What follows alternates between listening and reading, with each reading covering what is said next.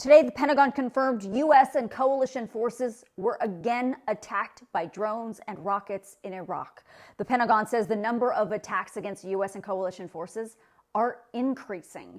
The Pentagon spokesperson said militia groups in the region were the ones who actually launched the drones and rockets, but the United States holds their backer, Iran, responsible. I think we've been crystal clear that we maintain the inherent right of defending our troops, and we will take all necessary measures to protect our forces and our interests overseas. But how are you holding them responsible? Again, I'm not going to telegraph any potential actions. The Pentagon says between October 17th and today, there have been 12 similar attacks in Iraq and 4 in Syria against U.S. bases and coalition forces. In the attacks on October 17th and 18th, almost 24 American service members sustained some kind of injury, including traumatic brain injuries. Since then, there have been no injuries from these rockets or drone attacks, and the Pentagon says no lives have been lost as a result of them.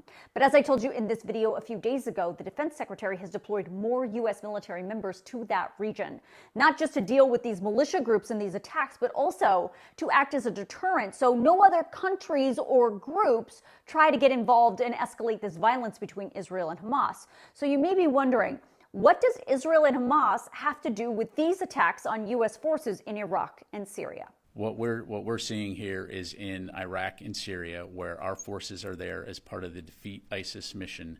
These groups, many of which are longstanding in that region, are conducting these attacks against U.S. forces. And so two separate issues that we're seeing here. That said, we do know Iran, of course, has a relationship with groups like Hamas, with Hezbollah, and with these militia groups that we see in Iraq and Syria. And there you go. It all comes down to Iran.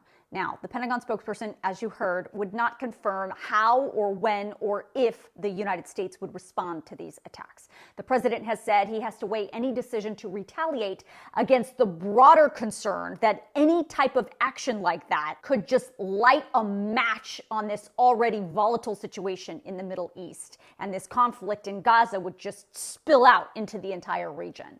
But just yesterday, the president warned Iran's supreme leader that if they continue to move against U.S. forces in the Middle East, the president said the U.S. will respond.